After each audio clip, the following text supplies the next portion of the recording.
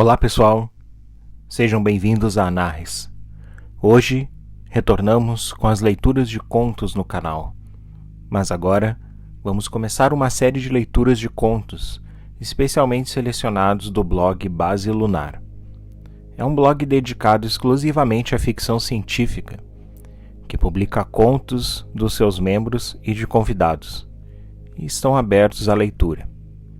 O conto de hoje é O Céu que a Terra Negou, assinado por Wild Green. Se preparem para a viagem, relaxe e, se quiser, pode deixar apenas o áudio rolando. O Céu que a Terra Negou. Quando conheci Terpe, ainda era adolescente, lá na época da Terra. Era um mundo tão diferente daqui, e já faz tanto tempo que às vezes me pergunto se aquele mundo azul existe mesmo ou teria sido um sonho. Hoje é só uma lembrança distante. Daqui de Tritão, nem como um pontinho luminoso a Terra aparece no céu. No início, tentei negar o nosso amor. Cheguei mesmo a ser grosseiro, já que era difícil ignorar aquele ser humano.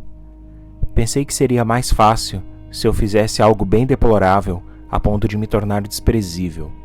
Mas não aconteceu. No fundo, Terpe sabia o que estava por trás da minha atitude desagradável. Sabia que habitava meus sonhos todas as noites. Então um dia aconteceu, nosso primeiro beijo, a primeira vez que fechamos os olhos juntos e o amor nos envolveu. É difícil dizer o tamanho daquela experiência. Acho que me senti como uma criança, num sonho de amor impossível que se realiza em minutos eternos, a fazer o tempo se desmanchar. Foi como um nascer de sol. Não esses amanheceres que existem aqui em Tritão, mas aqueles da terra, gloriosos. A escuridão se dissipando em direção ao azul em uma bela manhã começando além de um morro verde. O verde. Nem lembro mais daquela cor. Aqui em Tritão não existe verde, assim como não existe amanheceres de céu azul. Aquele dia foi de tal maneira inesquecível que decidi não negar mais nosso amor. Foi um passo importante no meu amadurecimento como pessoa, mas também um passo em direção ao meu desterro. A segunda vez foi em um terraço da minha casa. O céu estava magnífico. A lua cheia brilhava majestosa, ocultando o brilho das estrelas mais tímidas. Eu esperava Terpe para uma conversa onde poria fim ao nosso relacionamento. Minha decisão era encerrar aquele sonho que não me oferecia futuro e me dedicar totalmente à carreira no observatório. Olhava aquelas estrelas e conversava com elas. Cada uma daquelas luzes estava rodeada de mundos cheios de possibilidades. Alguns com características únicas, bem diferentes do mundo em que nasci. Todos eles, mundos por fazer, diferentes da Terra, tão pronta, tão posta. Terpe chegou de surpresa aquela noite. Não fez barulho. Quando menos esperava, estava atrás de mim. O toque único de suas mãos acariciar-me o pescoço e depois o beijo. Tudo mudava depois do beijo. As ambições, os medos, as angústias, tudo se dissipava e meu mundo era todo Terpe. Naquela noite nós nos amamos, nos entregamos ao nosso amor proibido, inundando a existência com uma intensidade tão grande quanto a luz de uma supernova. Foi maravilhoso, o rosto delicado, cuja pele meus dedos deslizavam. Os lábios macios, aquela aparência frágil a contrastar com o olhar intenso de uma pessoa magnética, cheia de desejos. A humanidade, porém, sempre precisou de amores para proibir. Épocas em que proibiram a união de diferentes, noutras dos iguais. Milênios passados, o amor entre famílias ou tribos rivais, depois entre raças diferentes, não gostavam de misturas. Depois foi o gênero ou o sexo, não queriam uniões entre iguais. Depois veio a diferença entre nascidos e transicionados. E mais adiante, entre orgânicos e reconstituídos. O tempo passa e a humanidade deixa para trás os contrapesos que ela própria cria por não entender a imensa liberdade de que é dona. Então se orgulharam de sua mentalidade avançada, para logo depois inventar outra forma de amor proibido, Um jeito de sempre haver lugar para fabricar a indignidade. E foi assim que nós fomos condenados.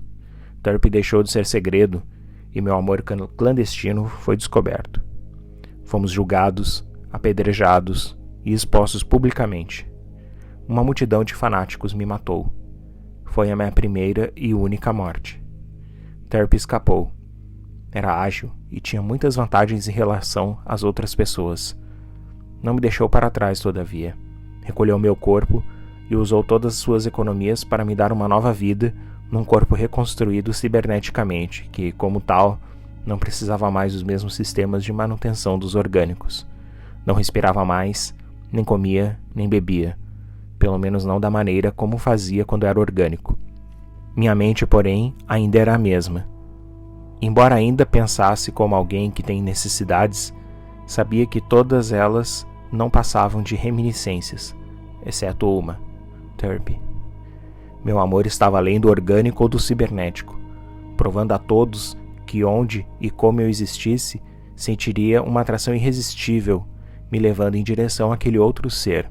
Foi uma época difícil, mas em instante algum pensei em desistir do nosso amor. Aquela noite no terraço foi maior que tudo. Valia mais que qualquer ambição, e era mais forte do que o maior dos meus medos.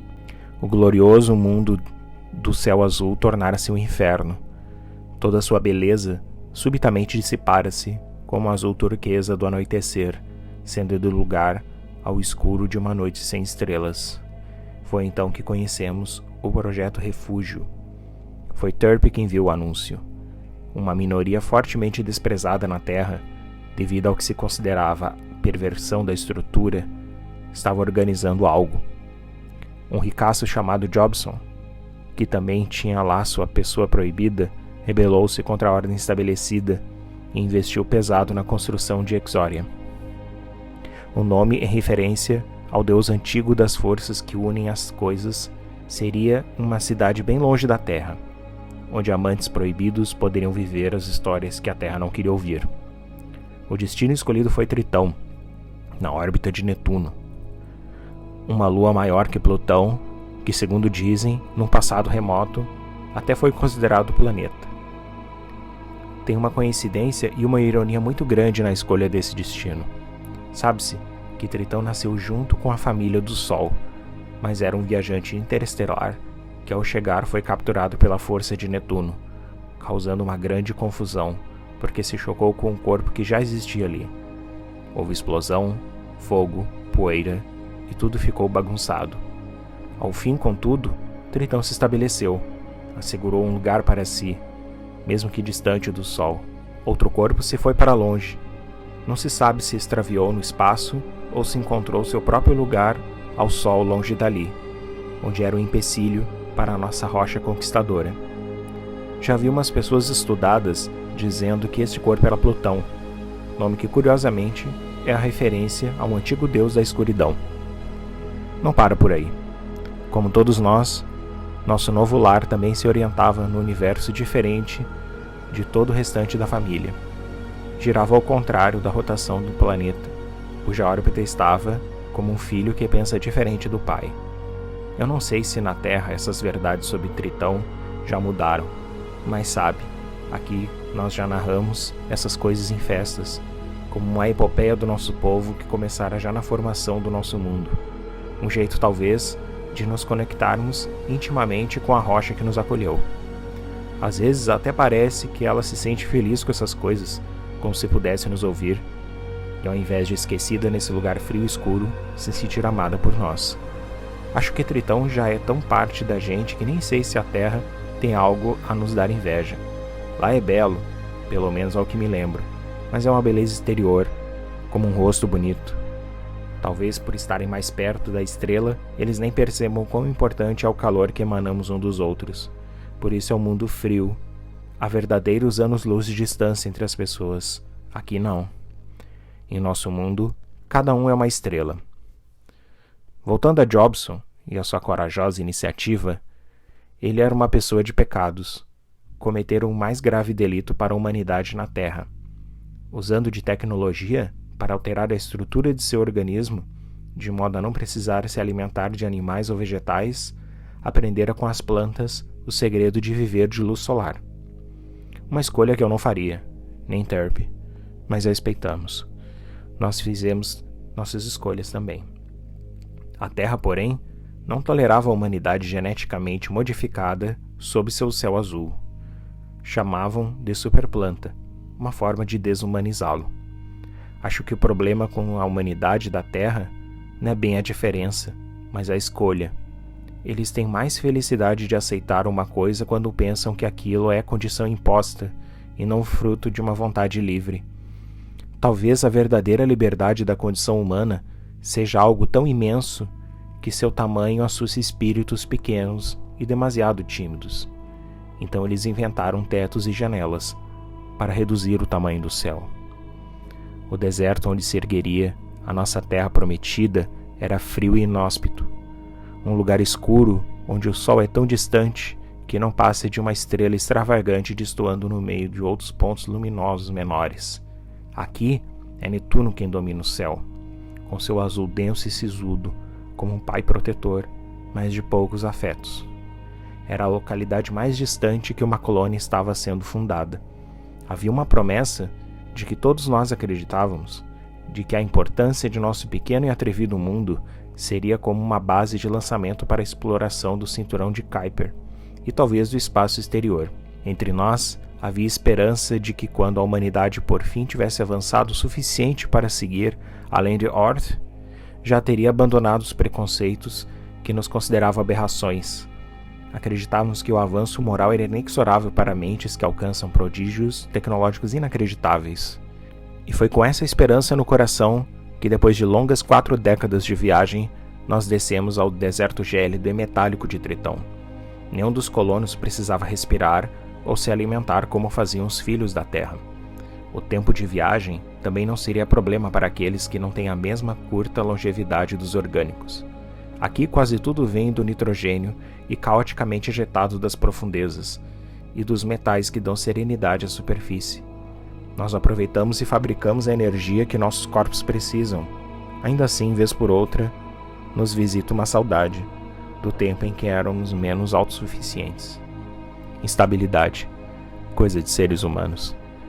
Mesmo assim, apesar de escuro, o tímido nascer do pequeno sol do céu tritânico foi o mais radiante amanhecer de nossas vidas. Com máquinas, impressoras 3D e equipamentos de última geração, bancados pelo criador da iniciativa e por nossos próprios recursos, erguemos nossa pequena colônia refúgio no tempo de 2 anos terrestres. Trabalhávamos felizes e juntos, uma vida comunitária onde tudo pertencia a todos, e diariamente terminávamos nossa rotina com festas de amores intensos, onde não havia eu, mas apenas nós. Entretanto, não desistiríamos da humanidade. Queríamos fazer parte, acreditávamos no sonho de Kuiper, o tempo de progresso que enfim nos incluiria.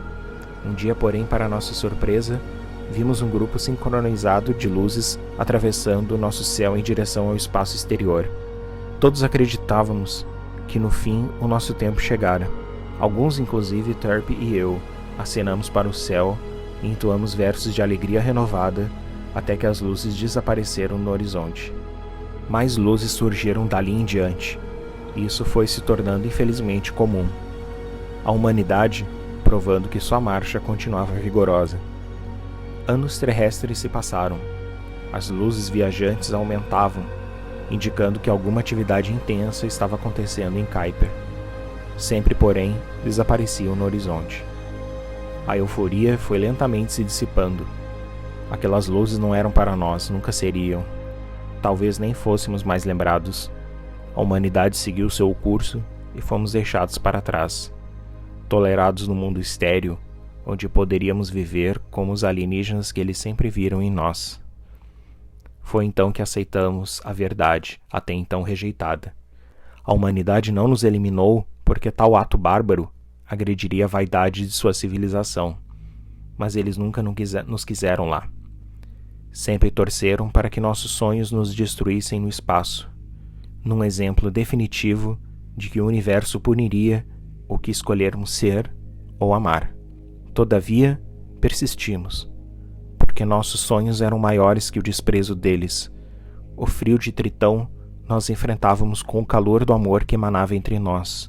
O silêncio rompemos com nossas festas, orações e músicas, e ao desprezo respondemos com sonhos de uma grandiosa heróxia no futuro, erguida do nada por um povo que só queria viver sem ter sua humanidade negada. Hoje faz 77 anos desde aquele dia no terraço, que nós tomamos como nossa data. Eu prometi um presente para Terp. Subiríamos ao monte mais alto de nosso pequeno mundo e olharíamos nosso distante sol. Ele que mesmo distante nunca nos negou sua luz.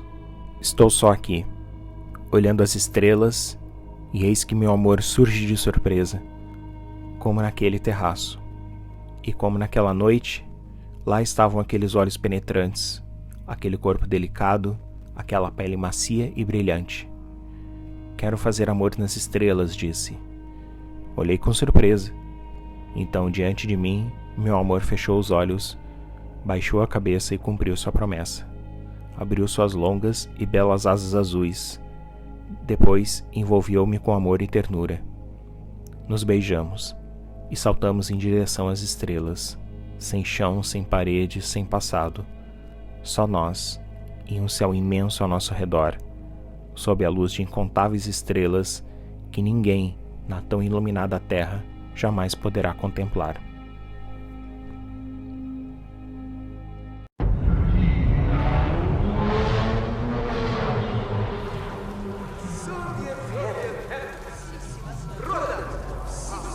Soviet happy.